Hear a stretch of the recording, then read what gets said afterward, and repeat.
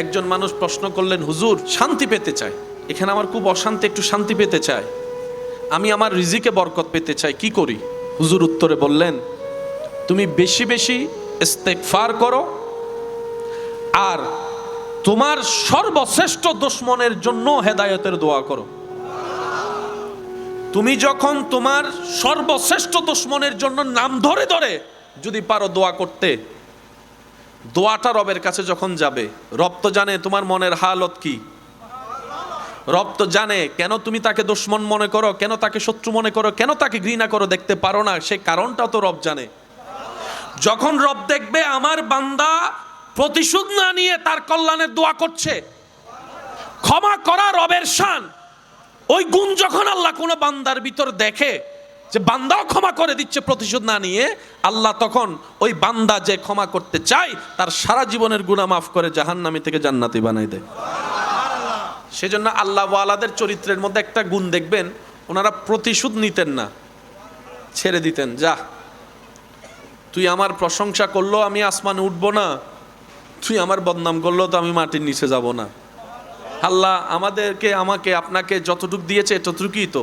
আল্লাহ ওয়ালারা বলে যে তুমি করলো প্রশংসা আমার কিচ্ছু যায় আসে না, তুমি বদনাম করলো আমার কিচ্ছু যায় আসে না।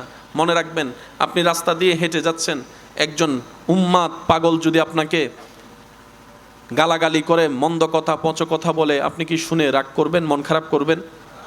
বলেন না, করবেন?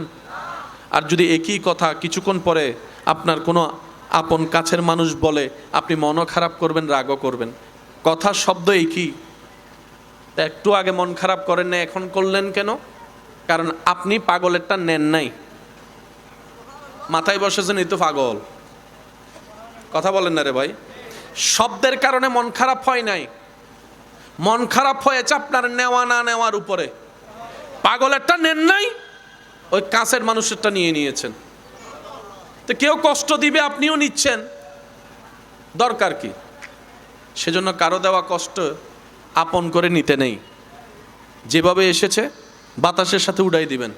কারণ দুনিয়াতে তো আপনাকে বাঁচতে হবে, নিঃশ্বাস তো নিতে হবে। মানুষ বাঁচতে দেয় না, আবার মরলে আফসোস করে।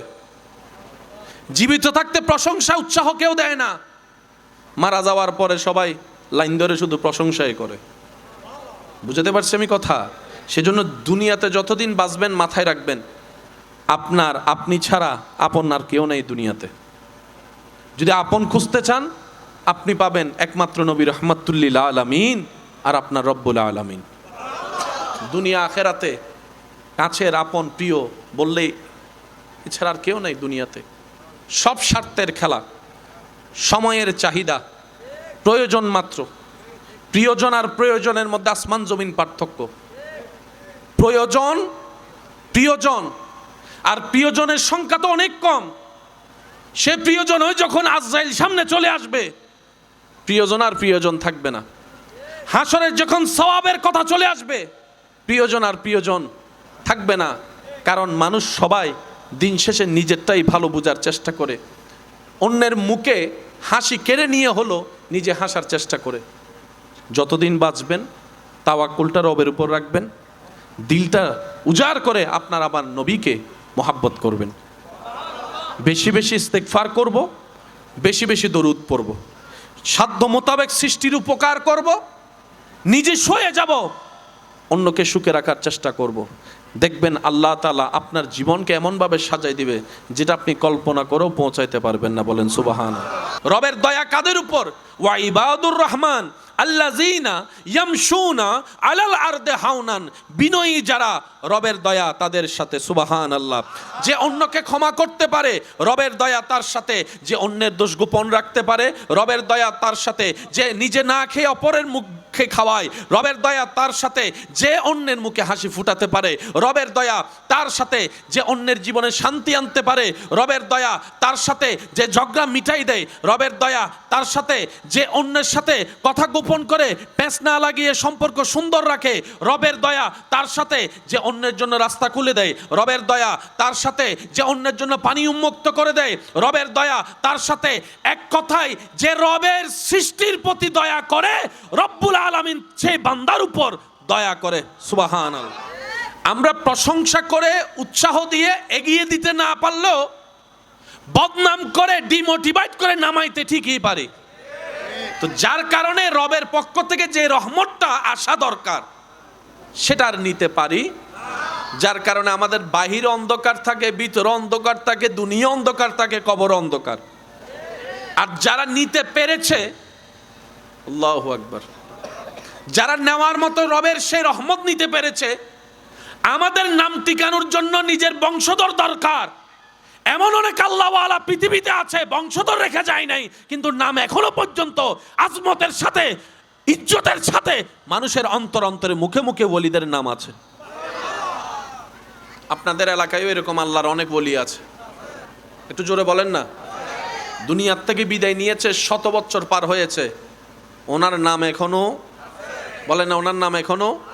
আমরা জিন্দা থাকার পরও আমাদের নাম, সব কিছুর মূলে মাথায় রাখবেন রবের রহমত। বেয়াদবের সাথে কখনো রবের রহমতের সম্পর্ক, অহংকারের সাথে রবের রহমতের কোনো সম্পর্ক, গীবতকারীর সাথে রবের রহমতের কোনো সম্পর্ক, পেঁচ লাগানেওয়ালার সাথে রবের কোনো রহমতের সম্পর্ক। রবের রহমতের সম্পর্ক করতেই চাইলে এই জায়গাটাকে আগে ক্লিয়ার করতে হবে। ওই ক্লিয়ার করার যেটা বুস্টার পাওয়ার, এটাই হচ্ছে ইশকে মুস্তফা, নবী রহমাতুল লিল আলামিনের আদব এবং প্রেম। বলেন না সুবহানাল্লাহ। আল্লাহ পাক বলে, বান্দা তোমার নিজের কোনো কিছুই নাই, তোমার কাছে যা আছে সব আমার দেওয়া। যে শরীর নিয়ে বান্দা তুমি চলো, দেখো, শুনো, বলো, সব আমি রবের দান করা, ভিক্ষা দিয়েছি আমি রব তোমাদেরকে। একক মালিকানায় অহংকার করার জন্য যা তোমাদের দরকার, সেই অহংকার করার কোনো কিছুই তোমাদের নেই নিজস্ব বলতে, আমি রব যদি না দিতাম। সুতরাং তোমরা বিনয়ী হও, ভদ্র হও, নম্র হও, মাথা নত করো, দিল নত করো, আমি রবের দরবারে ভালোবাসা নিয়ে মাথা নত করে শুকরিয়া করো শান্তিমন নিয়ে। সুবহান। যদি তা করতে পারো, লা আজিদান্নাকুম, আমি রব তোমাদেরকে স্বইচ্ছায় যা দিয়েছি, যদি এগুলা দিয়ে খুশি করতে পারো, আমি রব আরো বাড়িয়ে দিব। এবার একটু জিনিসটা বোঝার চেষ্টা করবেন। আমরা এই আয়াতটা 1000 বার পড়েছি, শুনেছি। আজকে ওলামায়ে কেরামের দোয়া নিয়ে একটু আয়াতের গভীরে যাওয়ার চেষ্টা করব, কারণ আমরা যদি সিস্টেম জানি, পাওয়াটা আমাদের জন্য সহজ হবে। কথা বলেন ঠিক কি না? আর একটু জোরে বলেন। আমরা কি কম পেতে চাই না বেশি পেতে চাই? খারাপ চাই নাকি ভালো চাই? দিবেন কে? ওই আল্লাহর কিছু সিস্টেম আছে না নাই? ওই সিস্টেমগুলো জানার বুঝার দরকার। আল্লাহ তাআলা বলছেন, লা ইন শাকারতুম, যদি শুকরিয়া করো, লা আযীদান্নাকুম, আমি বাড়াই দিব। এখানে কোনো আপনার কমতি সন্দেহ, তুমি শুকরিয়া করো, আমি বাড়াই দিবই। একটু জোরে বলেন না সুবহানাল্লাহ। বাড়াই দিবার কথা ওয়াদা করলেন কে? আমরা কি কম চাই না বেশি চাই? এবার যাদের বেশি দরকার তারা মনোযোগ দিব। সুবহানাল্লাহ বলেন। বেশি পাওয়ার নিয়মই হচ্ছে, পদ্ধতি হচ্ছে, আপনাকে আমাকে শুকরিয়া করতে হবে। এখন শুকরিয়াটা কিভাবে করে? প্যাঁচ লাগে এই জায়গায়। কি বুঝাতে পারছি কথাটা? কারণ দিবেন যিনি, তিনি বলতেছে শুকরিয়া করো, বাড়াই দিব। তো শুকরিয়া করতে জানলে না বাড়াই দিবে? শুকরিয়াটা কিভাবে করব? ওলামায়ে কেরামের দোয়া, একটু মনোযোগ। শুকরিয়া করার যতগুলা পদ্ধতি, যেটা আমরা সবাই জানি, সেটা হচ্ছে মুখে স্বীকার করে আলহামদুলিল্লাহ বলা। জানি তো সবাই ইনশাল্লাহ? শুকরিয়া করতে হবে আল্লাহর ইবাদতের মাধ্যমে, শুকরিয়া করতে হবে জবানের মাধ্যমে, শুকরিয়া আদায় করতে হবে মন খুশি রেখে। আর একটু জোরে বলি, মন খুশি রেখে। অর্থাৎ আল্লাহর দেওয়া কোনো কিছুতে দাড়ি কমা, নাক গলানো যাবে না, নাক কুচকানো যাবে না। যতটুকুই দেয় মন থেকে খুশি এনে মুখে সেটা প্রকাশ করে, ইবাদত দিয়ে সেটাকে প্রমাণ করে। আর একটু জোরে বলেন না। ইবাদত দিয়ে সেটা প্রমাণ করে, নম্রতা, ভদ্রতা, আদবের সহিত দুনিয়াতে যাপন করে আপনাকে আমাকে শুকরিয়ার প্রকাশ করতে হবে। তাহলে আল্লাহ পাক আমাদেরকে কি করবেন একটু জোরে বলেন। বাড়াই দিবেন আল্লাহ পাক বলেছেন, কতটুক বাড়াই দিবে এটা কিন্তু একবারও বলে। তো কতটুক দিবেন? যে যতটুক আল্লাহকে খুশি করতে পারবে তার পাওয়াও ঠিক অতটুক হবে। আল্লাহ পাক বলে নাই ডবল করে দিব, আল্লাহ পাক বলে নাই 4 গুণ দিব। রব বলে যে তুমি আমাকে যতটুক খুশি করতে পারবা সেই লেভেল অনুযায়ী আমি তোমাকে বাড়াই দিব। সুবহানাল্লাহ। তোমার পক্ষ থেকে কতটুক দিতে পারো সেটা তুমি দেখো। তো শুকরিয়া আদায় করার, যেই কয়েকজন আমাকে ভালোবাসেন আবদার করে একটুটুক বলবো, জীবন একদিন আছে, একদিন জীবন থাকবে না। পৃথিবীতে কত নিঃশ্বাস নেওয়া মানুষ, কত স্বপ্ন আশা বুকে বাঁধা মানুষ আজকে কবরে শুয়ে আছে নিতর দেহ। কার কবর কোথায় নিজের রক্তের অনেক মানুষও হয়তো কবরস্থানের কবরটা চিনতে পারে না। একদিন আপনাকে আমাকেও সেভাবে পৃথিবী ভুলে যাবে। কারণ পৃথিবীর একটা অভ্যাস, পৃথিবী কখনো কাউকে মনে রাখে না, কোনো ঘটনা মনে রাখে না। প্রতি সেকেন্ডে মিনিটে যেই পরিমাণে নতুন নতুন ঘটনা হয়, কয়টা ঘটনা মানুষ মনে রাখতে পারে? গত 3 সপ্তাহ আগেও তো ট্রেন্ডিংয়ে কোনো ঘটনা ছিল নিশ্চয়ই, এখন সেটার অনুভবও মনে নেই আপনার আমার। পৃথিবী হচ্ছে এরকম ব্যস্ত, কেউ কাউকে মনে রাখতে চায়ও না, চাইলেও পারে না। সেজন্য এই দুনিয়াতে যতদিন থাকবো নিঃশ্বাস চলবে, নিঃশ্বাস নিব, আমাদের দিলটা যেন ভালোবাসার সাথে, আদবের সাথে, তাকওয়ার সাথে, নবী প্রেমের সাথে, আমাদের কপালটা যেন সর্বদা রবের দরবারে সিজদায় থাকে। যদি আপনি আমি দিলের সেই ভালোবাসা নিয়ে, দিলের সেই ভক্তি শ্রদ্ধা নিয়ে মাথাকে যদি রবের দরবারে সিজদায় ঝুঁকাতে পারি, দুনিয়াতেও কল্যাণ নিশ্চিত, আখিরাতেও ইজ্জত নিশ্চিত। সুবহানাল্লাহ। শরীরের প্রত্যেকটা জায়গা কোনো না কোনো কাজে দুনিয়াতে লাগে, কিন্তু আপনার শরীর একটা জায়গা আছে যেটা দুনিয়াতে কোনো কাজে তেমন লাগে না, কিন্তু সবচাইতে ভালো কাজে লাগে, দামি কাজে লাগে, সেটার নাম হচ্ছে কপাল। আঙ্গুল যে কোনো কাজে কোনো না কোনো কাজে লাগে কি লাগে না? হাত বলেন না, পা, চোখ, কান, কপাল কিন্তু দুনিয়াতে কোনো কাজে লাগে না। কপাল লাগে রবের দরবারে সিজদা দিতে। আরেকটু জোরে বলি। তো সেজন্য এই কপালকে যারা সিজদা দিতে দিতে চমকাতে পারে, চমকানোর অর্থ এই নয় যে বাহিরের থেকে সেটা দৃশ্যমান। যখন আপনার কপাল চমকাবে তার সেটা আপনার চরিত্র দিয়ে, চোখ দিয়ে, কান দিয়ে, নাক দিয়ে, জবান দিয়ে, চরিত্র দিয়ে, ব্যবহার দিয়ে সেটা এমনিই ফুটে উঠবে। সেজন্য আমরা সাধারণ মানুষ লক্ষ টাকা দিলেও নিজের দলে মানুষ বিরাতে পারি না, কিন্তু আল্লাহর ওলিদের জীবনীতে দেখবেন মানুষ স্বইচ্ছায় আল্লাহর ওলিদের প্রেম সাগরে ডুব দিয়ে যায়। পৃথিবীতে এমন কিছু বিষয় আছে আপনি আমি মানতে না চাইলেও বাস্তব। সূর্য পূর্ব দিকে উঠবেই। এখন আপনি যদি সেটা মানতে না চাই, আপনি যদি নিজের শরীর পাল্টাই ফেলেন, আপনার শরীর ঘুরবে, যে পূর্বটা কখনো বলেন না ভাইয়া ঘুরবে।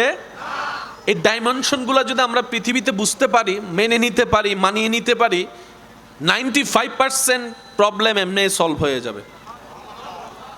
আমাদের একটা বদ অভ্যাস কি জানেন? আমরা সমস্যাকে সমাধান করতে গিয়ে সমস্যাকে আরো বাড়াই ফেলি। হেডফোনের পেঁচানো তারটাকে গিট খুলতে যায়, গিট আরো লাগাই ফেলি। কথা বলেন না রে ভাই। আমরা 2 জনের ঝামেলা মিটাতে গিয়ে শেষ পর্যন্ত দেখা যায় 2 গ্রামের ঝগড়া লাগাই দিয়েছি।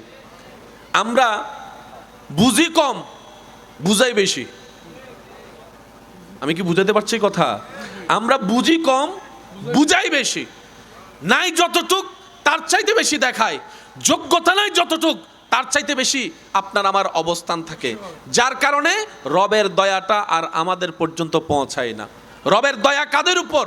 ওয়া ইবাদুর রহমান আল্লাযীনা ইয়ামশুনা আলাল আরদি হাওনান। বিনয়ী যারা, রবের দয়া তাদের সাথে। সুবহানাল্লাহ।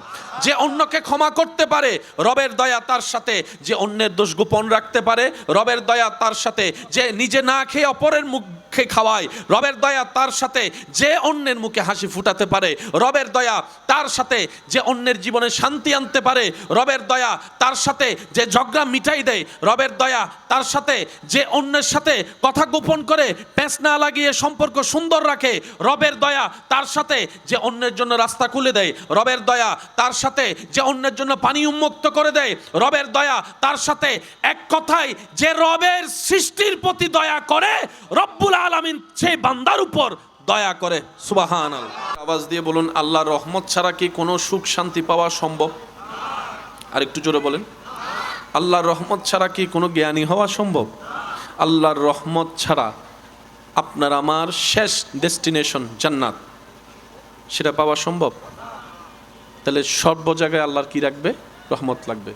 সে আল্লাহ বলছেন, ইন্না রহমাতাল্লাহি কারিবুম মিনাল মুহসিনিন, আমি রবের রহমত মুহসিন যারা বান্দা তাদের সাথেই আছে। একটু জোরে বলেন না। এই মুহসিন কারা যদি আপনি অ্যানালাইসিস করেন, আপনি সেখানে খুঁজে পাবেন যাদের নাম তাদের ভিতরে থাকবে ওলি আল্লাহগণ, সাহাবায়ে কেরামগণ, আহলে বায়েতগণ, নবী রসুলগণ। এক কথায় আল্লাহর প্রিয় বান্দা যারা, তারাই মুহসিন। যারাই মুহসিন তাদের প্রতি আল্লাহর স্পেশাল দয়া। সুবহানাল্লাহ। আওয়াজ দিয়ে বলেন, আমরা কি শুকরিয়া করার মতো করতে জানি? শুনি নাই তো। আমরা হিংসা যেভাবে করতে জানি, অন্যের ক্ষতি যেভাবে করতে জানি, ফ্যাঁস লাগাই বিয়ে যেমনে ভাঙতে জানি, জাদু টুনা করে অন্যের ব্যবসায় যেরকম লস করাইতে জানি, ভাই ভাইয়ের মধ্যে ফ্যাঁস লাগাই দিতে যেভাবে পারি, আইল কাইটা যেরকম নিজের জমিন বাড়াইতে পারি, ঘরের দুই বউয়ের মধ্যে ফ্যাঁস লাগাইয়া দুই ভাইকে আলাদা করতে যেভাবে পারি, আমরা সেভাবে শুকরিয়াটা করতে পারি না। একটু জোরে বলি, আমরা পারি না। যে না, আমরা অনেক কিছুই পারি, কিন্তু সেই পারাটা কাজের পারা হয় না।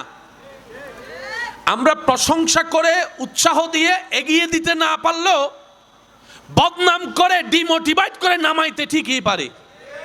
তো যার কারণে রবের পক্ষ থেকে যে রহমতটা আসা দরকার সেটা আর নিতে পারি, যার কারণে আমাদের বাহির অন্ধকার থাকে, ভিতর অন্ধকার থাকে, দুনিয়া অন্ধকার থাকে, কবর অন্ধকার। আর যারা নিতে পেরেছে, আল্লাহু আকবার, যারা নেওয়ার মতো রবের সেই রহমত নিতে পেরেছে, আমাদের নাম টিকানোর জন্য নিজের বংশধর দরকার। এমন অনেক আল্লাহওয়ালা পৃথিবীতে আছে, বংশধর রেখা যায় নাই, কিন্তু নাম এখনো পর্যন্ত আজমতের সাথে, ইজ্জতের সাথে মানুষের অন্তর অন্তরে, মুখে মুখে ওলিদের নাম আছে। আপনাদের এলাকায়ও এরকম আল্লাহর অনেক ওলি আছে। একটু জোরে বলেন না। দুনিয়ার থেকে বিদায় নিয়েছে, 100 বছর পার হয়েছে, ওনার নাম এখনো, বলেন না, ওনার নাম এখনো। আমরা জিন্দা থাকার পরও আমাদের নাম। সব কিছুর মূলে মাথায় রাখবেন রবের রহমত। বেয়াদবের সাথে কখনো রবের রহমতের সম্পর্ক, অহংকারের সাথে রবের রহমতের কোনো সম্পর্ক, গীবতকারীর সাথে রবের রহমতের কোনো সম্পর্ক, পেঁচ লাগানেওয়ালার সাথে রবের কোনো রহমতের সম্পর্ক। রবের রহমতের সম্পর্ক করতেই চাইলে এই জায়গাটাকে আগে ক্লিয়ার করতে হবে। ওই ক্লিয়ার করার যেটা বুস্টার পাওয়ার, এটাই হচ্ছে ইশকে মুস্তফা, নবী রহমাতুল লিল আলামিনের আদব এবং প্রেম। বলেন না সুবহানাল্লাহ। প্রত্যেকটা কিছুর একটা সিস্টেম আছে না নাই? বলেন না ভাই, আছে না? জিনিস থাকলেই, শাকসবজি থাকলেই, চুলার উপর দিলেই রান্না হয়ে যায় না। রান্নার একটা আলাদা সিস্টেম আছে, স্টেপ বাই স্টেপ আছে। একটু জোরে বলেন না। প্রথমে তেল দিয়ে আপনি সব মাংস ঢেলে দিতে পারবেন না, অপেক্ষা করতে হবে। তেল গরম হয়েছে কিনা সেটা দেখার জন্য একটা পেঁয়াজের টুকরোও দিতে হবে। সেটা লাল হলে তারপর আপনি দিবেন স্টেপ বাই স্টেপ। আল্লাহ তাআলা পুরা মানব জাতির জীবনকে সে স্টেপের মধ্যে রেখেছেন। সেজন্য দুনিয়াতে আসার সাথে সাথে আল্লাহ পাক বাচ্চাকে বসায় না, একটা নির্দিষ্ট সময় যাওয়ার পরে বসায়। কারণ এই ছেলেকে, এই সন্তানকে একদিন দৌড়াতে হবে, দৌড়ানোর আগে হাঁটতে শিখতে হবে, হাঁটার আগে দাঁড়াইতে হবে, দাঁড়াইতে আগে বসতে হবে। সুবহানাল্লাহ বলেন। সেজন্য আল্লাহ তাআলা বাচ্চাদেরকে সেভাবে শিখায়। প্রথমে বসা, তারপর আস্তে আস্তে দাঁড়ানো, তারপর আস্তে আস্তে হাঁটা, যখন সে হাঁটাটা শিখে যায়, আস্তে আস্তে সে দৌড়ানোতে প্র্যাকটিস করতে পারে। এগুলো নিজাম ইলাহি, এগুলো আল্লাহ তাআলার নিজাম, আল্লাহ তাআলার সিস্টেম। তো যেই বান্দারা বুদ্ধিমান, তারা আল্লাহর নিজামের ভিতরে নিজের জীবনকে রাখে বলেই আল্লাহ তাআলা তাদেরকে নিয়ামত দিয়ে ভরপুর করে দেন। সুবহানাল্লাহ। আছে তার আওয়াজ দিয়ে বলেন, রিজিকের মালিক কে? খাওয়াচ্ছে কে? দিচ্ছে কে? রিজিকের দরকার আছে না নাই? আমরা বেশিরভাগ মানুষ রিজিক মানে মনে করি খাবা। মনে রাখবেন ভাইয়ারা, আল্লাহর প্রত্যেকটা নিয়ামতেই রিজিক। এই যে আপনি চোখে দেখছেন, এটাও রিজিকের অংশ। যে কানে শুনছেন, এটাও রিজিকের অংশ। সুবহানাল্লাহ আরো জোরে। আপনার আমার হাঁটা, বসা, শোয়া, ঘুম থেকে উঠা, খাবার হজম হওয়া, সবকিছুই রিজিকের অংশ। এমনকি আপনার শরীরে সুস্থতা যেটা, সেটাও রিজিকের অংশ। সেজন্য কাউরের জন্য যখন দোয়া করবেন, আল্লাহ তার রিজিকে বরকত দাও, তার মানে শুধু আল্লাহ তার ঘরে 5 বস্তা চাউল আছে সেটা 15 বস্তা বানায় দাও, বিষয়টা তা না। আল্লাহ কল্যাণকর যত নিয়ামত আছে তুমি সব আমার ভাইকে দান করো। আপনি যখন অন্যের জন্য উন্মুক্ত মন নিয়ে কল্যাণের দোয়া করবেন, আল্লাহ তাআলা আপনার দোয়া কবুল করে তারও দিবেন। আপনি করার কারণে দোয়া, আল্লাহ তাআলা আপনার রিজিকেও বরকত দিবেন। সেজন্য কারোর জন্য দোয়া করলে মন ভরে দোয়া করবেন। একজন আল্লাহওয়ালার কাছে একজন মানুষ প্রশ্ন করলেন, হুজুর, আমি অন্তর শান্তি পেতে চাই, এখানে আমার খুব অশান্তি, একটু শান্তি পেতে চাই, আমি আমার রিজিকে বরকত পেতে চাই, কি করি? হুজুর উত্তরে বললেন, তুমি বেশি বেশি ইস্তেগফার করো, আর তোমার সর্বশ্রেষ্ঠ দুশমনের জন্য হেদায়েতের দোয়া করো। তুমি যখন তোমার সর্বশ্রেষ্ঠ দুশমনের জন্য নাম ধরে ধরে যদি পারো দোয়া করতে, দোয়াটা রবের কাছে যখন যাবে, রব তো জানে তোমার মনের হালত কি। রব তো জানে কেন তুমি তাকে দুশমন মনে করো, কেন তাকে শত্রু মনে করো, কেন তাকে ঘৃণা করো, দেখতে পারো না, সে কারণটাও তো রব জানে। যখন রব দেখবে আমার বান্দা প্রতিশোধ না নিয়ে তার কল্যাণের দোয়া করছে, ক্ষমা করা রবের শান, ওই গুণ যখন আল্লাহ কোনো বান্দার ভিতর দেখে যে বান্দাও ক্ষমা করে দিচ্ছে প্রতিশোধ না নিয়ে, আল্লাহ তখন ওই বান্দা যে ক্ষমা করতে চায় তার সারা জীবনের গুনাহ মাফ করে জাহান্নামী থেকে জান্নাতি বানাই দেয়। সেজন্য আল্লাহ ওয়ালাদের চরিত্রের মধ্যে একটা গুণ দেখবেন, ওনারা প্রতিশোধ নিতেন না, ছেড়ে দিতেন। যা, তুই আমার প্রশংসা করলো আমি আসমানে উঠবো না, তুই আমার বদনাম করলো তো আমি মাটির নিচে যাব না। আল্লাহ আমাকে আপনাকে যতটুকু দিয়েছে ততটুকুই তো। আল্লাহ ওয়ালারা বলে যে তুমি করলো প্রশংসা আমার কিচ্ছু যায় আসে না, তুমি বদনাম করলো আমার কিচ্ছু যায় আসে না। মনে রাখবেন, আপনি রাস্তা দিয়ে হেঁটে যাচ্ছেন, একজন উম্মাদ পাগল যদি আপনাকে গালাগালি করে, মন্দ কথা, পচ কথা বলে, আপনি কি শুনে রাগ করবেন, মন খারাপ করবেন? বলেন না, করবেন? আর যদি একই কথা কিছুক্ষণ পরে আপনার কোনো আপন কাছের মানুষ বলে, আপনি মনও খারাপ করবেন, রাগও করবেন। কথা শব্দ একই, তা একটু আগে মন খারাপ করেন না, এখন করলেন কেন? কারণ আপনি পাগলেরটা নেন নাই, মাথায় বসেছেন এই তো পাগল। কথা বলেন না রে ভাই। শব্দের কারণে মন খারাপ হয় নাই, মন খারাপ হয়েছে আপনার নেওয়া না নেওয়ার উপরে। পাগলেরটা নেন নাই, ওই কাছের মানুষেরটা নিয়ে নিয়েছেন। তো কেউ কষ্ট দিবে, আপনিও নিচ্ছেন, দরকার কি? সেজন্য কারো দেওয়া কষ্ট আপন করে নিতে নেই, যেভাবে এসেছে বাতাসের সাথে উড়াই দিবেন। কারণ দুনিয়াতে তো আপনাকে বাঁচতে হবে, নিঃশ্বাস তো নিতে হবে। মানুষ বাঁচতে দেয় না, আবার মরলে আফসোস করে। জীবিত থাকতে প্রশংসা উৎসাহ কেউ দেয় না, মারা যাওয়ার পরে সবাই লাইন ধরে শুধু প্রশংসাই করে। বুঝতে পারছি আমি কথা? সেজন্য দুনিয়াতে যতদিন বাঁচবেন মাথায় রাখবেন, আপনি ছাড়া আপন আর কেউ নেই দুনিয়াতে। যদি আপন খুঁজতে চান, আপনি পাবেন একমাত্র নবী রাহমাতুল লিল আলামিন আর আপনার রব্বুল আলামিন। দুনিয়া আখেরাতে কাছের আপন প্রিয় বললেই এছাড়া আর কেউ নেই দুনিয়াতে। সব স্বার্থের খেলা, সময়ের চাহিদা, প্রয়োজন মাত্র। প্রিয়জন আর প্রয়োজনের মধ্যে আসমান জমিন পার্থক্য। প্রিয়জন আর প্রিয়জনের সংখ্যা তো অনেক কম। সে প্রিয়জন ওই যখন আজরাইল সামনে চলে আসবে, প্রিয়জন আর প্রিয়জন থাকবে না। হাসরের যখন সওয়াবের কথা চলে আসবে, প্রিয়জন আর প্রিয়জন থাকবে না। কারণ মানুষ সবাই দিন শেষে নিজেরটাই ভালো বোঝার চেষ্টা করে, অন্যের মুখে হাসি কেড়ে নিয়ে হলো নিজে হাসার চেষ্টা করে। যতদিন বাঁচবেন তাওয়াক্কুলটা রবের উপর রাখবেন, দিলটা উজাড় করে আপনার আবার নবীকে মহাব্বত করবেন। বেশি বেশি ইস্তেগফার করব, বেশি বেশি দরুদ পড়ব, সাধ্য মোতাবেক সৃষ্টির উপকার করব, নিজে সয়ে যাব, অন্যকে সুখে রাখার চেষ্টা করব। দেখবেন আল্লাহ তাআলা আপনার জীবনকে এমনভাবে সাজাই দিবে যেটা আপনি কল্পনা করেও পৌঁছাইতে পারবেন না। বলেন সুবহানাল্লাহ। আল্লাহ তাআলা আমাদের সবাইকে নিয়ামত নেওয়ার তৌফিক দান করুক। আরেকটু জোরে বলেন, আরেকটু জোরে বলেন। এবার আসেন আমার প্রিয় ভাইয়েরা, রিজিকের মালিক কে? আজীবন কথাটা মাথায় রাখবেন। আপনার কল্যাণের সমস্ত রিজিকের দায়িত্ব আপনার আল্লাহ নিয়েছেন। আপনার আল্লাহ, এটার কাউকে দেয় নাই আল্লাহ। বাপ, চাচা, জ্যাঠা, কাকা, মামা, চাচা, ভাই, বোন, বন্ধু কাউকে দেয় নাই। আল্লাহ তাআলা বলে সূরা হুদে, প্রাণী জগতের সমস্ত প্রাণী রিজিকের দায়িত্ব আমি আল্লাহর। সুবহানাল্লাহ, আরো জোরে। তো রিজিকের দায়িত্ব যেহেতু আল্লাহর, তার মানে আপনার টেনশন 100%ই শেষ।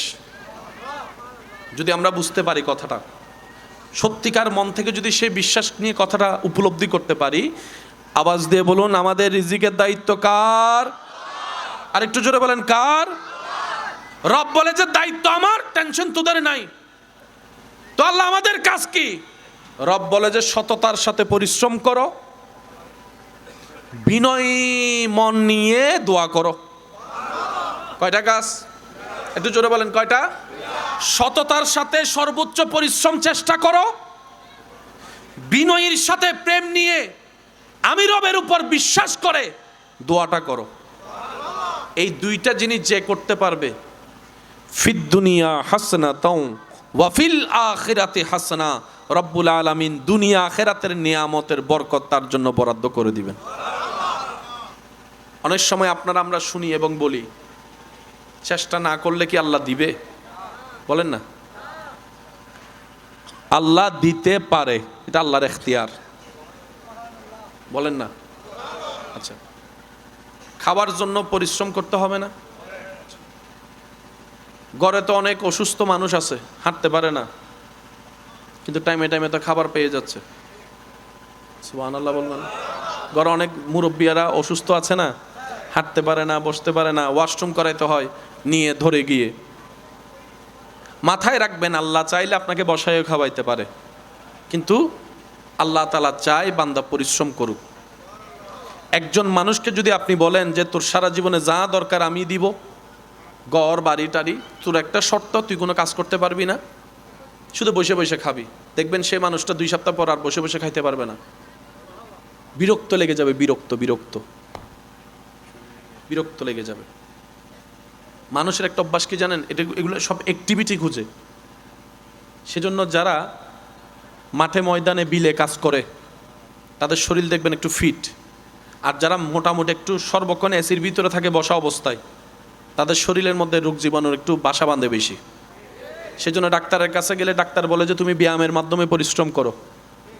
একটু কথা বলেন, একটু রোদের সাথে সম্পর্ক রাখো, তোমার পাকে একটু মাটির সাথে সম্পর্ক রাখিও, যাতে ওই এনার্জিগুলো আসে। গবেষণায় দেখা যায় শহরের মানুষের তুলনায় অনেক গুণ বেশি সুস্থ গ্রামের মানুষ। সুবহানাল্লাহ জোরে বলি। তার অন্যতম বিশেষ কারণের মধ্যে দেখবেন যে লাইফস্টাইল। গ্রামের মানুষরা এখনো পর্যন্ত অ্যাক্টিভিটির মধ্যে আছে, শরীরে ঘাম ঝরে যে সে পরিশ্রম করার চেষ্টা করে, আর সেই জিনিসটাই আল্লাহ তাআলার নিয়ামতের মধ্যে অন্তর্ভুক্ত করে দিয়েছেন। সুবহানাল্লাহ। বেশিরভাগ নবী রাসূলের জীবনীতে দেখবেন হয়তো কৃষি কাজ করেছেন, না হয় মেষ চালিয়েছেন। এটার কারণটা কি? এটার মেইন কারণটা হচ্ছে ধৈর্য শিখা। সুবহানাল্লাহ বলবেন না। আপনি যদি ছাগলের পাল চড়ান, আপনাকে অনেক ধৈর্যশীল হতে হবে। আপনি যদি ধান রোপণের কাজ করেন, শাকসবজির কাজ করেন, আপনাকে অনেক ধৈর্যশীল হতে হবে। আল্লাহ সেজন্য নবী রসুলকে দিয়ে এই কাজটা করিয়েছেন, যাতে এই কথাটা সবার মাথায় বসে যায়। ধৈর্য শিখতে গেলে চাষাবাদ করতে হবে। সুবহানাল্লাহ জোরে বলবেন না? এবার আপনি বলেন, 10,000 টাকা দিয়ে বাজার থেকে কিনা সে ফলের স্বাদ আর আপনি নিজে রোপণ করে গাছ, সে গাছ থেকে আম হওয়ার স্বাদ কি এক? একটু জোরে বলেন না। অন্যের থেকে বিল দিয়ে আপনার পেট ভরে খাওয়া আর নিজের ইনকাম থেকে আপনি আলু ভর্তা পান্নে ডাল দিয়ে ভাত খাওয়া, শান্তির ভিন্নতা আলাদা। আপনি যখন নিজেরটা দিয়ে নিজে উপার্জন করে খাবেন, সেটা দেখবেন আপনার এখানে একটা শান্তি আনবে। আর যখন আপনার ইনকামের টাকা দিয়ে অন্যরা খাবে, দিলটা আরো বড় হয়ে যাবে, প্রশান্তিতে ভরে যাবে। বলেন না সুবহানাল্লাহ। আমরা যেন ইন্নাদ দীনা ইনদাল্লাহিল ইসলাম, এই ইসলামকে জীবনে ধারণ করে চলতে পারি। আল্লাহ তাআলা আমাদের সবাইকে সে তৌফিক দান করুক, আমিন। একটা আয়াত উলামায়ে ইকরামের দোয়া নিয়ে আপনাদের সমীপে পেশ করে আমি একটু অল্প কিছুক্ষণের মধ্যে আপনাদের থেকে বিদায় নিব। আয়াতটা একটু খেয়াল করবেন।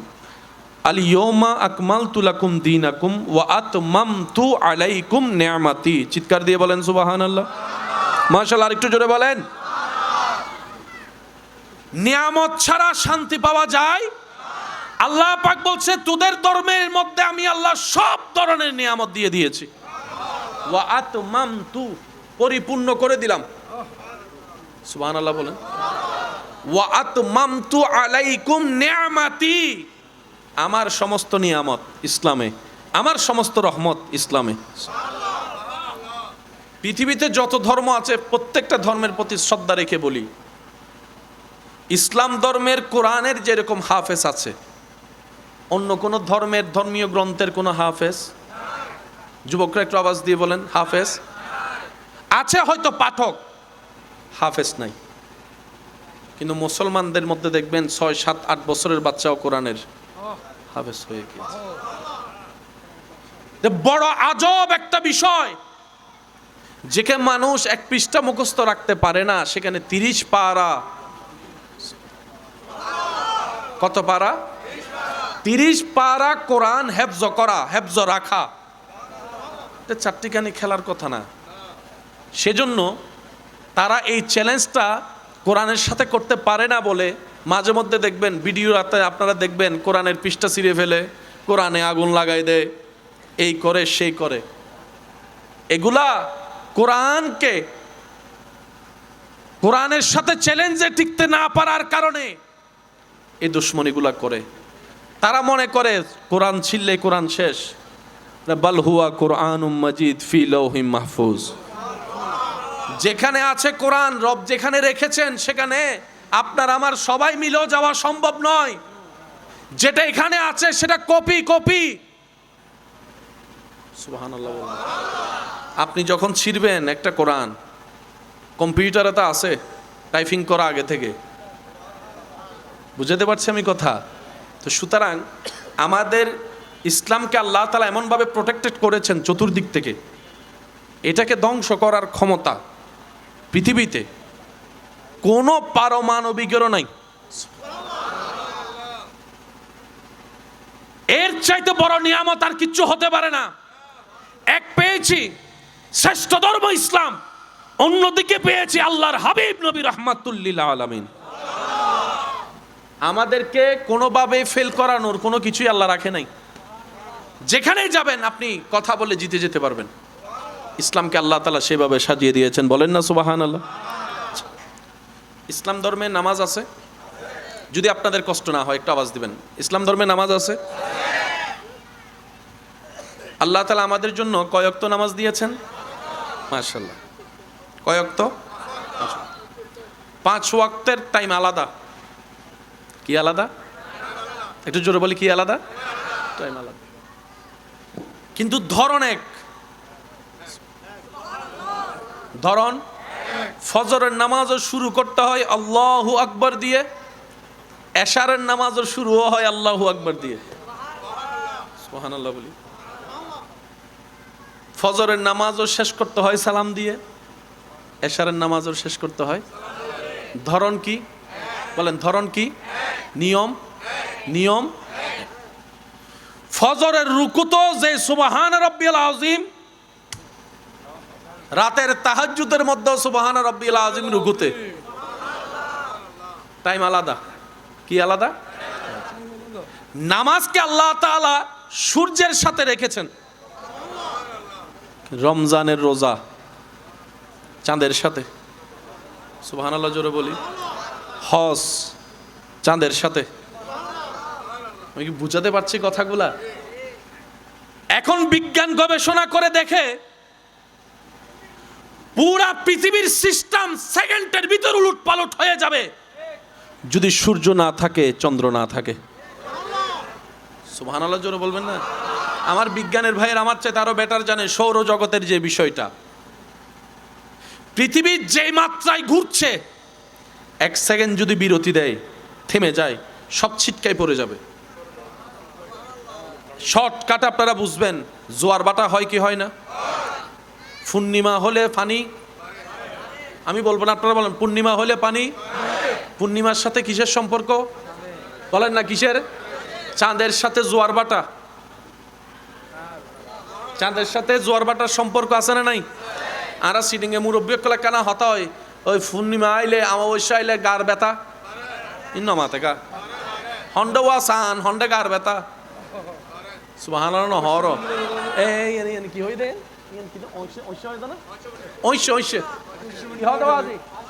আরো জোর হ না। কিল্ল সম্পর্ক সূর্য না চাঁদল অমাবস্যারি আর দাদির ঠ্যাং হন্ডে কিরে যুবক হ না। আর দাদি হদ্দটার ঠ্যাঙর ব্যথা। তার একজন হদ্দ দাদা কিল্লে বাজছে হদ্দ ঐশ্য চলে তো কেন বাজছে। সুবহানাল্লাহ জোরে বলেন। পৃথিবী আগে মানতে না চাইলেও এখন মানতে বাধ্য। ইসলাম যা বলেছে দিন দিন তা সত্য প্রমাণ হচ্ছে। সুবহান। একটু মনোযোগ, আল্লাহর ওয়াস্তে, আল্লাহর ওয়াস্তে। সূর্য চন্দ্রের সাথে পৃথিবীর সব মেজারমেন্ট জড়িত। আল্লাহ তাআলা নামাজকে রেখেছেন সূর্যের সাথে, বাকিগুলাকে রেখেছেন চন্দ্রের সাথে। সূর্য আল্লাহর, চন্দ্র আল্লাহর, ওয়াক্ত আল্লাহর, টাইমও আল্লাহর, দিনও আল্লাহর, রাতও আল্লাহর, আপনিও আল্লাহর, আপনার রূহ আল্লাহর। উচ্চ আওয়াজ একবার বলেন সুবহানাল্লাহ। এবার নামাজ কয় ওয়াক্ত? 5 ওয়াক্ত। নামাজের মধ্যে কিয়াম আছে না নাই? রুকু, সিজদা, বৈঠক। আপনি যদি আপনার নামাজকে একটু ভালো করে দিলের চোখ দিয়ে ক্যালকুলেশন করে দেখেন, প্রত্যেকটা জায়গায় জায়গায় দেখবেন দুনিয়ার উপকার এবং আখিরাতের উপকার। আর একটু জোরে বলেন না। ইমানদার ভাইরা, যদি কষ্ট না হয়, আমরা দাঁড়ানো থেকে যখন রুকুতে যাই, আল্লাহু আকবার, রুকুতে গিয়ে আমরা কি পড়ি বলেন? কি পড়ি? সুবহানা রাব্বিয়াল। একটু জোরে বলেন সুবহানা রাব্বিয়াল। যদি আপনারা মোবাইল ক্যামেরা বন্ধ করেন তাহলে আমি একটা জিনিস দেখাইতে পারি। বন্ধ করেন সবাই, সবাই মোবাইল রাখেন, মোবাইল রাখেন। কাকে দি? আপনি মোবাইল যেন কেউ ওনাকে ছবি না তোলে। রুকু করেন, রুকু ভালো করে। কি করছে বলেন? কি করছে? রুকুই না নয় কেন বুঝুম মনত রাখবেন। রুকু অন আর ওয়ারে ফিডুর উদ্যোগ যদি গ্লাস রাখুন, গ্লাস ইবে ফত্যুনু বুঝবেন দে রুকুই। সুবহানাল্লাহ এবার গরজ হইন এন্ডা কিল্লে হইতেন দরকার কি বাজি আর কেন আস্তে করে হই ফেলো। ভাইয়া আপনার নাম কি? আকিল। বাজি আল্লাহর নাম আর বরকত দান করুক। এত আস্তে করে আমিন হইও তো সিডেঙ্গে। আবার দেন। এই জায়গায় কোনো ব্যথা লাগতেছে কিনা দেখেন তো। এই তো এখানে দেখেন, হাঁটুতে কোনো ব্যথা লাগে? আর সেরমেন ব্যথা যতক্ষণ না লাগে ততক্ষণ। লাগলে বললেন লাগে? কোন জায়গায় লাগে একটু হাত দিয়ে দেখেন। এখানে না পিছনে? হ্যাঁ এখানে দেন। যদি রুকু হয় তাহলে টান হাইব, টান হাইলে ব্যথা লাগব। ব্যথাও ইমানি রুকুই ভাইয়া। আরে মাপ বুঝুন যে ব্যথাও ইমানি কি হই কেন জোর হন না। যারা আর হতায় মোবাইল রেখুন নামাইন ওনারা ধন্যবাদ। কেয়া বহুত সময় শরমও ভাইতে পারে তো ছবি টবি ফেসবুকত দিলে না ভাইব না অন্যের হস্ত দিলাম কি। বান্দা যখন রবের দরবারে রুকুতে যায়, সুবহানাল্লাহ, ওই পজিশনটা হচ্ছে বান্দার শক্তির সবচাইতে দুর্বল পজিশন। কাউকে রুকুতে পেলে একটু কোমরের মধ্যে 2 আঙ্গুল দিয়ে একটু ধাক্কা দিবেন, দেখবেন যে সে আর ব্যালেন্স করতে পারবে না, পড়ে যাবে। তাহলে অহংকার করার জন্য শক্তিশালী হওয়া দরকার।